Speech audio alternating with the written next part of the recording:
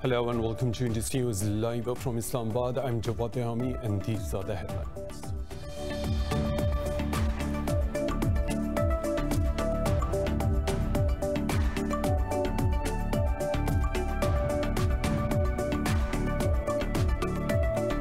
Pakistan's Foreign Office has rejected India's baseless criticism over a new political map. It said India cannot divert the world's attention from human rights violations in Kashmir by leveling unfounded allegations against others. The Shanghai Cooperation Organization has already overruled India's objection to Pakistan's new political map.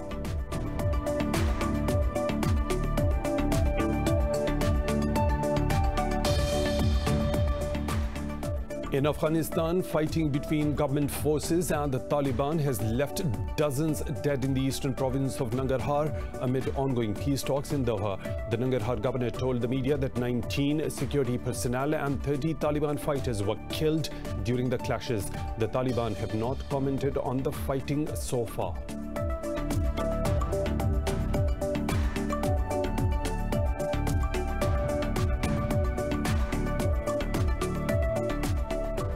The US has imposed sanctions on 47 entities and individuals linked to Iran's intelligence and security ministry.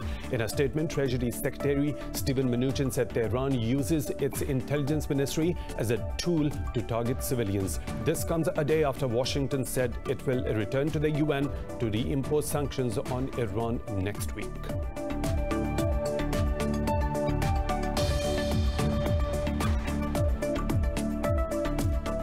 Lebanese group Hezbollah has blamed the US for obstruction of government formation in the country.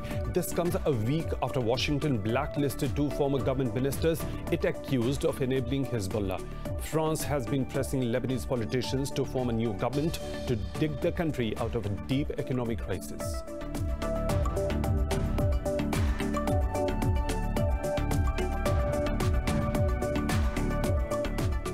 The European Parliament says Belarusian leader Alexander Lukashenko should no longer be recognized as president from November.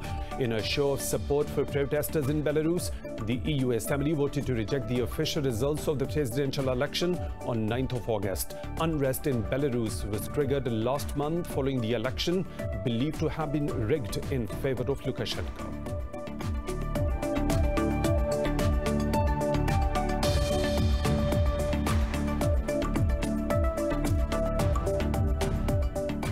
India has recorded the world's biggest single-day COVID-19 spike of nearly 98,000 cases, taking the tally to over 5.1 million. The US has reported 1,147 deaths in a day, bringing the toll to more than 196,000. Meanwhile, in Pakistan, the coronavirus has claimed 6,399 lives, with 6 new in the past 24 hours, while total infections have crossed 303,000. The global death toll of the COVID-19 pandemic has topped 939,000, while the number of infections is nearing 30 million.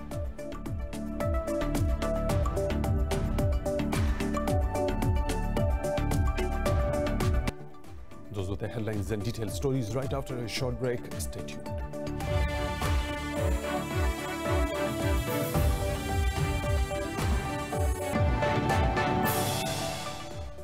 Welcome back, and now with the news in detail. Pakistan's Foreign Office has rejected India's baseless criticism over Pakistan's new political map. This comes 2 days after a meeting of the Shanghai Cooperation Organization rejected India's objections to Pakistan's new map. In a statement, the Foreign Office said India cannot divert the world's attention from human rights violations in Kashmir by leveling allegations against others. Occupied Kashmir is reeling under a curfew and communications blackout after India revoked its special status last year.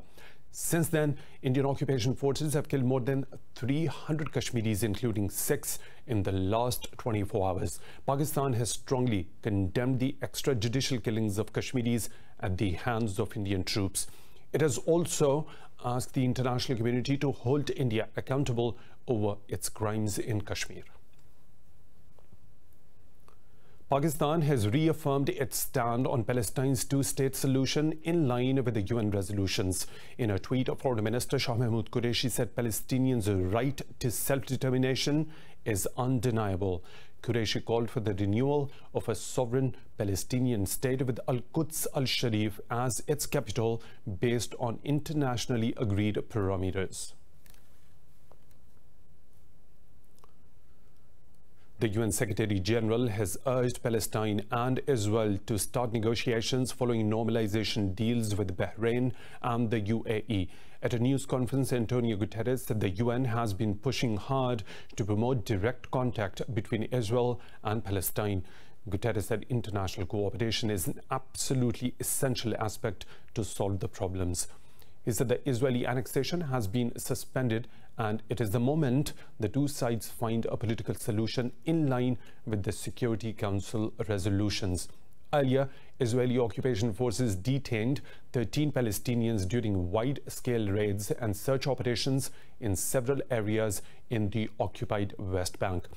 Meanwhile, dozens of Jewish settlers have desecrated the Al-Aqsa Mosque in occupied Jerusalem.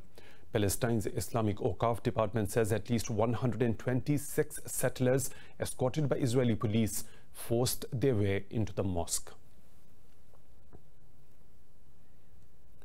The US has imposed sanctions on 47 individuals and entities linked to Iran's intelligence and security ministry.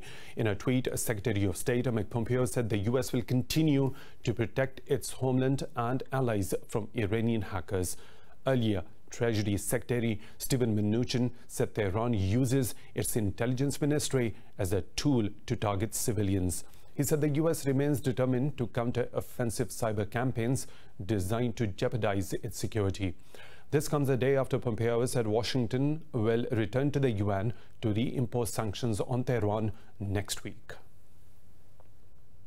Lebanese group Hezbollah has blamed the US for the obstruction of the government formation in the country. This comes a week after Washington blacklisted two former government ministers it accused of enabling Hezbollah.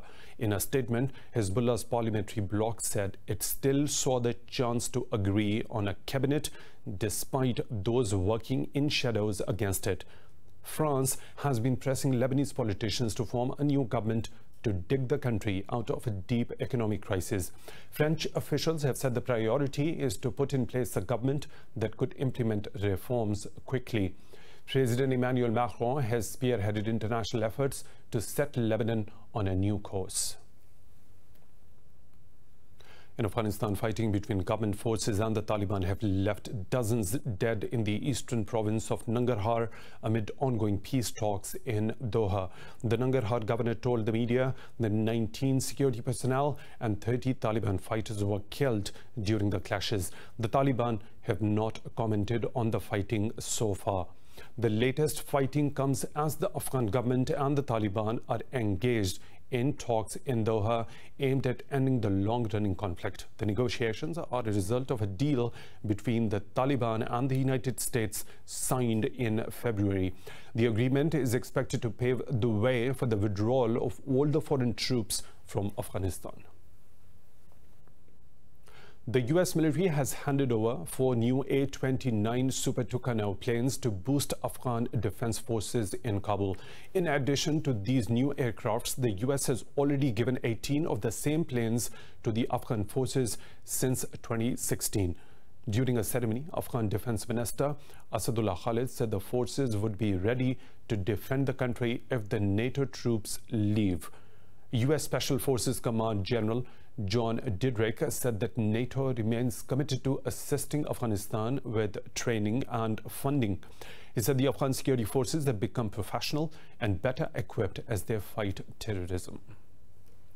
As we work toward peace, NATO's resolute support mission continues to work closely with all branches of the Afghan National Defense and Security Forces to support the Afghan government to this end. The US says it is planning to expand its navy to confront the growing maritime challenges from China. In a speech, US Defense Secretary Mark Esper said the game-changing Future Forward program will expand the fleet to over 355 ships. Esper said the plan will add tens of billions of dollars to the US Navy budget by 2045 to maintain superiority over Chinese forces. He said the future fleet will have increased lethality, survivability, capability, and capacity to conduct distributed warfare. The defense secretary said Indo-Pacific region is the priority theater for the U.S. military. Asper said China has built a larger fleet, but it still cannot match the power of the U.S. Navy. Earlier, a Pentagon report claimed the Chinese Navy is the largest in the world with 350 ships, while the U.S. has 293. Beijing has lodged a formal complaint with Washington over an upcoming visit of the U.S. Undersecretary for Economic Affairs, Keith Crash, to Taiwan. In a statement, China's foreign ministry said the U.S. official's visit encourages the arrogant attitude of Taiwan's separatist forces. Earlier, Washington earmarked Crash to attend the funeral of former Taiwanese President Lee Teng-hui, known as the island's father of democracy. The U.S. remains Taiwan's main arms supplier, even though the two do not have any diplomatic ties. Beijing deems Washington's recent advances towards Taiwan a violation of the One China policy that U.S. pledged to respect in 1979. Japan's new Prime Minister Yoshihide Suga says his cabinet is ready to serve the people and will try to deliver tangible results. The premier spent his first entire day in the country's top job. In a statement, Suga said his cabinet will try to live up to the expectations of the people. Talking about the pandemic, he said coronavirus is a worldwide issue and Japan cannot solve this problem by itself. Suga allotted different ministries to his cabinet members, with Tamura Nurihisa becoming the health minister. Meanwhile, Japanese lawmakers compiled a draft proposal urging the government to hold joint military drills with the US. Now, Indian police have charged 15 people over Hindu-Muslim riots in the capital, New Delhi. All the accused are linked to the protests against the controversial new citizenship law and none from the ruling BJP party. In a statement, police said 17,000-page charge sheet was filed in court in East New Delhi. New York-based rights group director Meenakshi Ganguly said Indian government is silencing dissent by arbitrarily arresting outspoken activists, while a Supreme Court lawyer, Prashant Bhushan, said the charge sheet was farcical. February's violence killed more than 50 people and drove thousands from their homes, mostly Muslims. In Argentina, measures to halt the spread of the coronavirus pandemic have escalated unemployment and price hike. The hiatus has dragged down many people into poverty. They are forced to live in makeshift camps. Look more into the plight of these people in this report. Argentina's economy is in recession for the third year in a row. The country is headed for a steep 12% contraction this year due to the impact of the pandemic. The economic stagnation has pushed up poverty levels, unemployment, pushing more people out of their homes. According to official data, 3.6 million families in the country have been impacted by homelessness. I was no longer able to pay rent. I work informally. I'm a painter, and because of the pandemic, I was left without work. I couldn't pay my rent anymore, and I was left out on the street. I even sold my things to pay rent. I sold my furniture, my TV, my things. The makeshift shacks are made of sheet metal, plastic, wood, and cardboard. Thousands of families have settled in the field as they have no place to go elsewhere. We need a permanent home for my family, for my baby. One day I have work, the other day I don't. I don't have a way to pay rent. I don't even have enough for me to eat. The residents of Shantytown are in a miserable plight. According to statistics, almost 400,000 people lost their work during the pandemic. In Guernica, officials are seeking to evict families from this patch of land by the end of September. West African leaders have given Mali's military a one-week ultimatum to appoint a civilian leader for the country. In a meeting with the army in Ghana, the West African bloc demanded the appointment without any further delay or negotiations. The bloc said it would lift sanctions only once civilian leaders were in place. A transitional charter approved earlier says the interim president can be a soldier or a civilian and will be chosen by the electors selected by the junta. Mali's neighbors and the international powers fear the prolonged political turmoil will further destabilize the country. Libya's Prime Minister Faisal Sarraj has announced to step down by the end of October. In a televised speech, Sarraj said the dialogue committee will complete its work and choose a new presidential council and new prime minister. Citing the UN-sponsored talks in Geneva, Sarraj said the progress made to unify Libya and prepare for elections is encouraging. Meanwhile, the Turkish foreign minister says Ankara and Moscow have moved closer to an agreement on a ceasefire and political process in Libya. Turkey backs Libya's internationally recognized government of the National Accord, while Russia supports the eastern-based Libyan National Army of Khalifa Haftar. Earlier this month, Libya's rival factions also agreed to hold elections within 18 months to appoint a new government. Cyprus says it is ready to engage in talks with Turkey to resolve differences, but only without blackmail and threats. President Nikos made these remarks after talks with European Council President Charles Michel in Nicosia. He said Turkey's move to extend drilling operations came at a time when the EU was taking initiatives to reduce tensions. Meanwhile, Turkish Deputy Foreign Minister says the operations in the Mediterranean are in response to unilateral actions by Greek, Cypriots and Greece. The official said this is not intimidation, but to show Turkey will continue to defend its own rights. On Tuesday, Turkey said it had extended a drilling vessel's operations in disputed waters of Cyprus until 12th of October. The European Parliament says Belarusian leader Alexander Lukashenko must no longer be recognized as president from November. In a show of support for the protesters in Belarus, the EU Assembly voted to reject the official results of the presidential election on 9th of August. European lawmakers have also called for the EU economic sanctions to be imposed on Lukashenko. EU's top diplomat, Joseph Borrell, said the rerun of the elections under the supervision of Europe's security organization body will be the best solution. He said it has been impossible for the bloc to reach out to Belarusian authorities at any level. European Parliament's vote is not legally binding, but it can influence how EU invests in Belarus. Unrest in Belarus was triggered last month following the election believed to have been rigged in favor of Lukashenko. Greek police have started moving hundreds of migrants stranded on the island of Lesbos in a new temporary tent camp. This comes more than a week after a fire in the Moria facility left 12,000 people without shelter.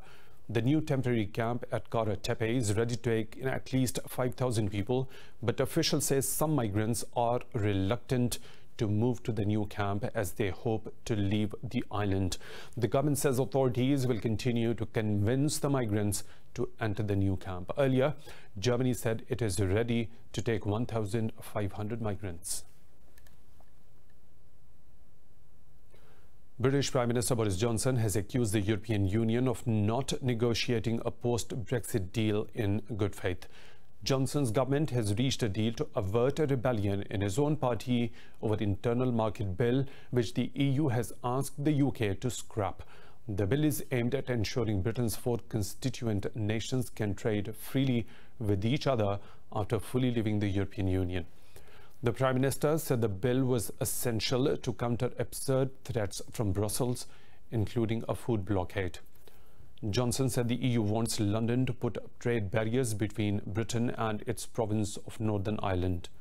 Meanwhile, British Foreign Minister Dominic Raab has accused the EU of threatening the Good Friday Agreement by politicizing the Brexit talks. Democratic candidate Joe Biden says he will not allow peace in Northern Ireland to become a casualty of Brexit if he is elected US president in November. In a tweet, Biden said any UK-US trade deal had to be contingent on respect for the Good Friday Agreement. British Foreign Secretary Dominic Raab has been trying to reassure US politicians about the latest Brexit developments during a trip to Washington. Earlier, US Secretary of State Mike Pompeo said he trusted the UK to get this right, but House Speaker Nancy Pelosi said there was no chance of a UK-US trade deal getting through the Congress if London violated international agreements. After a meeting with Raab, Pelosi said the UK's exit from the EU could not be allowed to imperil peace in Northern Ireland. It's time for a short break. We'll be back with more stories. Stay tuned.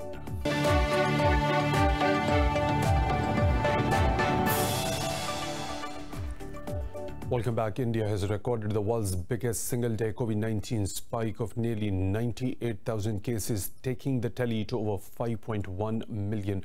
The US has reported 1,147 deaths in a day, bringing the toll to more than 196,000. The global death toll of the COVID-19 pandemic has topped 939,000, while the number of infections is nearing 30 million. More in this report.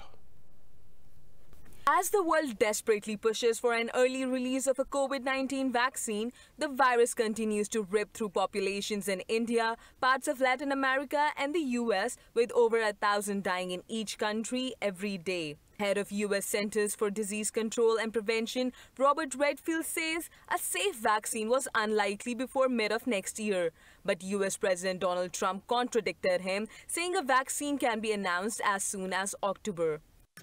Manufactured all of the necessary supplies so that as soon as the FDA approves the vaccine, and as you know, we're very close to that, we'll be able to distribute at least 100 million vaccine doses by the end of 2020, and a large number much sooner than that.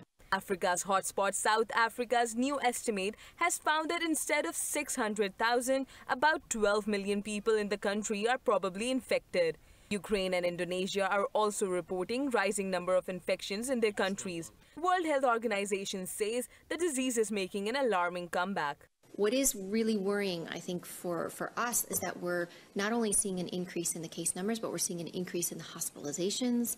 We're seeing increases in ICU. And this is a number of countries that we're seeing this in across the Northern Hemisphere, particularly in certain parts of Europe, in Spain and in France, in the eastern part of Europe, in Georgia, Montenegro, Ukraine, in some states in the United States. Mainland China has reported 9 new COVID-19 infections, down from 12 recorded yesterday. Meanwhile, South Korea has reported an uptick in daily infections due to sporadic clusters outbreak and untraceable cases, as 153 tested positive overnight. In Pakistan, 6 more people have died from COVID-19 in the last 24 hours. The health ministry says the country's death toll has reached 6,399. The ministry said 545 people tested positive for the virus overnight. It said there are 6,066 active infections, while the total confirmed cases have crossed 303,000 mark. The ministry said over 291,000 people have recovered so far.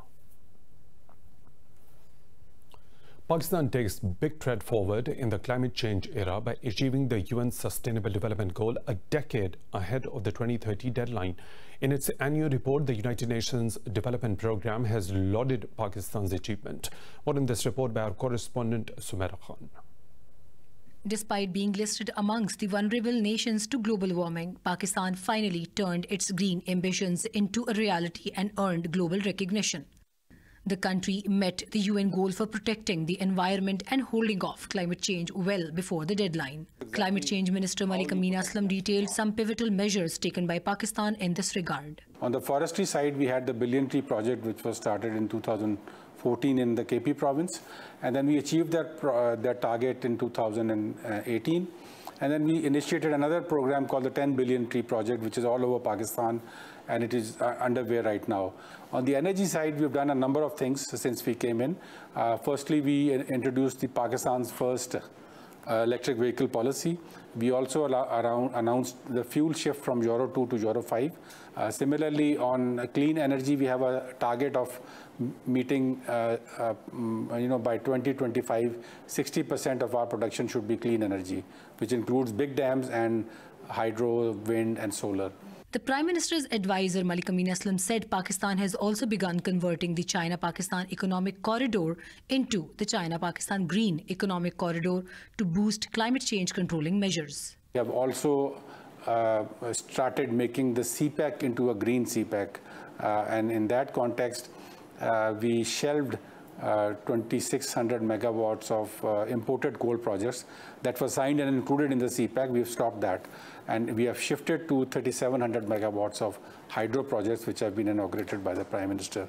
The UN's 2030 Sustainable Development Goal calls for an urgent action to improve health and education while tackling climate change and preserving the environment.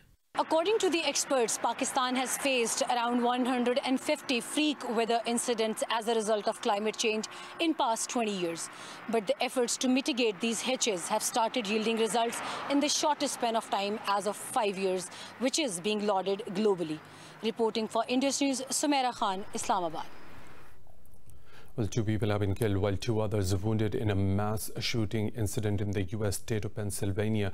Philadelphia police said 3 gunmen opened fire at a basketball court in Roberto Clemente Park near the Clemente Recreation Center. Police said both wounded men were hospitalized, with one said to be in critical condition. A deputy police chief said shooters shot one of the victims multiple times after chasing them in the basketball court. Officials said the assailants fired 55 shots while there was over 30 people on the court and in the adjacent park. I'm nervous, of course, because I was in my patient house and I heard all these loud shots, ta ta ta ta ta, real fast, and suddenly I heard the choppers and stuff, and it's my time to go home. It's 9 o'clock, so I'm walking, and I heard somebody saying somebody got killed. It's horrible. A U.S. congressional probe has found 2 fatal crashes of Boeing 737 MAX were due to plane makers' unwillingness to share technical details. In its report, the House Transportation Committee said there is a culture of concealment at Boeing, but the regulatory system is also flawed. The report found failures in the plane's design, as well as an overly close relationship between Boeing and the Federal Aviation Authority. It said this compromised the process of gaining safety certification. Responding, Boeing said it has incorporated feedback from multiple investigations and reviews into its redesign of the aircraft. It said the company has learned many hard lessons from the accidents. The Boeing 737 MAX has been grounded since March 2019 after 2 crashes in Indonesia and Ethiopia killed 346 people. The U.S. National Hurricane Center says Hurricane Sally has brought historic and catastrophic flooding to the Alabama-Florida coast. The NHC says some parts of the Gulf Coast have been inundated with more than 18 inches of rain over the last 24 hours. In Alabama, the Pea River threatened to overflow its banks, and local officials have called for evacuation. Sally has downgraded to a tropical storm as maximum sustained winds dropped to 70 miles per hour. The storm has uprooted trees, flooded streets, and cut power to over 500,000 of homes. In a tweet, Alabama Governor Kay Ivey asked the residents not to go outside and to stay away from the power lines. A storm tracking company said damage from Sally is expected to reach $3 billion, shutting over a quarter of offshore oil and gas production. Whether you are the world's shortest bus driver, own the largest gum wrapper chain, or can perform a headstand on a speeding motorbike, anyone can be a record breaker if they put their mind to it, and so said this year's Guinness World Record holders. More about the amazing new records in this report. The Guinness World Records, that adjudicates on record-breaking achievements, reveals some of its stars of the new Guinness World Records 2021 book. Frank Feig Hashem from Hampshire, southern England, stands at 136.2 centimeters tall, making him the world's shortest bus driver. A stunt rider, Marco George, also from Hampshire, topped 122.59 kilometers per hour on his bike while performing a headstand on the seat. 11-year-old Nigerian Ekechineso scored 111 touches with one football while balancing another on his head. He is now the title holder of the most consecutive football touches in 1 minute while balancing a football on the head. Rats Freddy and Frankie, aka the boys, have some tricks up their furry paws, breaking 2 rat-related world records in the UK. They hold the most alternating paw tricks by a rat in 30 seconds and the most jumps through a hoop by a rat in 30 seconds of 8 leaps. India's Zorawar Singh, a multiple Guinness World Records title holder, has scooped the record for the most skips on roller skates in 30 seconds of 135 skips. Canadian-born Gary Duchel started building his chain out of gum wrappers on March 11, 1965, while at high school. 42,000 hours later, Duchel is the proud owner of 32,556 meters, the longest gum wrapper chain in the world. Canada's Sarah Louis-Jean used bolas to floor tap her way into the iconic record book, tallying 385 taps in 1 minute. The new Guinness World Records 2021 book has 12 chapters of record-breaking feats from around the globe. Designers Mark Bagley and James Mishka have used their desire for travel as inspiration for their new Spring 2021 collection. They debuted their fashion show via video on the New York Fashion Week digital platform. More in this report. As travel restrictions were imposed due to the coronavirus pandemic, many activities were put to halt around the world. Fashion designers Mark Bagley and James Mishka always wanted to travel to get inspiration for their collections, but they were able to put on their debut for the Spring 2021 collection with their imagination at the New York Fashion Week. The duo filmed a small portion of the completed line at a public garden in Westbury, New York, and said it was a miracle that took place. It was a crazy season. There were so many starts and stops, and factories are closed, factories are open, fabric mills, layoffs, comebacks, stop, start. It was just, it's a miracle that it came together. The designers describe their collection as luxe loungewear with many interchangeable pieces, including a sequin pantsuit and chiffon palazzo pants. The collection also included classic evening wear, predicting there will be many celebrations when COVID-19 restrictions lift. The pair, who have been hosting shows for 33 years straight, said the excitement of a show can never be replaced. You can never replace the excitement, I think, of just a old school fashion show. When those lights go down and that girl struts, her stuff, first look, it's just, you get goosebumps, Designer Jason Wu also showed his collection with a limited socially distanced audience, while Tadashi Shoji debuted his collection via a video presentation. New York Fashion Week will end today with Christian Siriano showing his new line from his Connecticut home. The British auction house Christie's is planning to sell the skeleton of one of the largest known Tyrannosaurus Rexes in early October. Details in this report. Stan the T-Rex, named after the paleontologist who first discovered its bones, walked the earth some 67 million years ago. Now, the skeleton will be displayed at Christie's in New York prior to auction on October 6th, with an estimated price of $6 million to $8 million. The current world record price for any dinosaur is Sue, which was sold in 1997 to the Field Museum in Chicago for $8.4 million. He is certainly one of the most complete, and certainly the most complete since Sue to come to auction. We have 188 of the original bones. Nobody knows how many bones a T-Rex had in life. No complete specimen will ever be found. It's estimated that they probably had about 300. Christie's has displayed the dinosaur that will remain there till mid-October at its Manhattan, New York house. Stan is 40 feet long with its tail outstretched and 13 feet high. They are bigger than the other theropod dinosaurs that are related to them. So the size and the ferocity really does stand out. His skull is bigger than, say, an Allosaurus or another meat-eating dinosaur. The clue is in the name, the Tyrannosaurus Rex. He is the tyrant lizard king. Stan will be visible to the public through Christie's windows from the sidewalk, while the auction house also plans to book socially distanced viewing.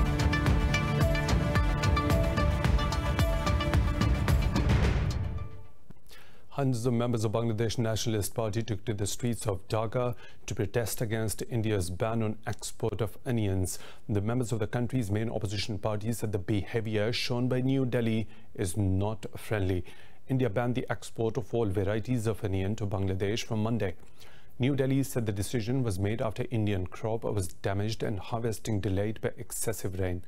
India is a major exporter of onions, and countries such as Bangladesh and Nepal rely on New Delhi for shipments. But the export ban has been widely condemned by Bangladesh's opposition lawmakers. The U.S. Federal Reserve has vowed to keep interest rates pinned near zero until a rise in inflation. In a news conference, Federal Reserve Chair Jerome Powell said it will maintain the rates until the economy exceeds the 2% inflation target. Powell said the pledge will support the economic activity and return the inflation to its targeted goal faster. The bank provided stability and relief is the first phase of the pandemic crisis, and now it was ready to support the expansion. Powell said the fiscal recovery is ongoing, but the pace is expected to slow, requiring continuous support from central bank and further government spending. We remain committed to using our full range of tools to support the economy in this challenging time. The path forward will also depend on the policy actions taken across all parts of the government to provide relief and to support the recovery for as long as needed. The Federal Reserve's response to this crisis has been guided by our mandate to promote maximum employment and stable prices for the American people, along with our responsibilities to promote the stability of the financial system. We remain committed to using our full range of tools to support the economy in this challenging time. U.S. President Donald Trump has slammed Oracle's bid for partnering with ByteDance video sharing app TikTok over security concerns. His comments come after the Committee on Foreign Investments said the deal does not resolve national security concerns. At a press conference in Washington, Donald Trump said he was not informed about the committee's conclusion.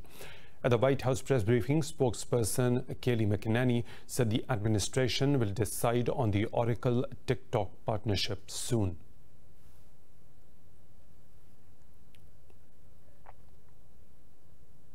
Yeah, so you'll have a decision here in short order. I'm not going to get too far into it because I don't want to get ahead of the president, but obviously we care deeply about protecting the data and security of American citizens. New Zealand is facing the worst recession in decades following strict measures in response to the COVID-19 pandemic. The country's GDP shrank by 12.2%. We'll update you regarding this particular thing, but right after a short break, stay tuned.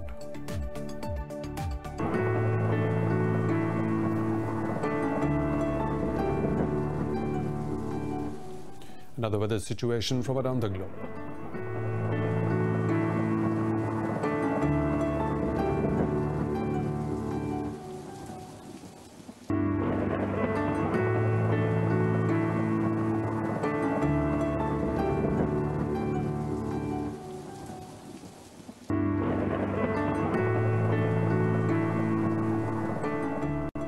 And that's all for now. For further updates, you can follow us on social media at Indus.News.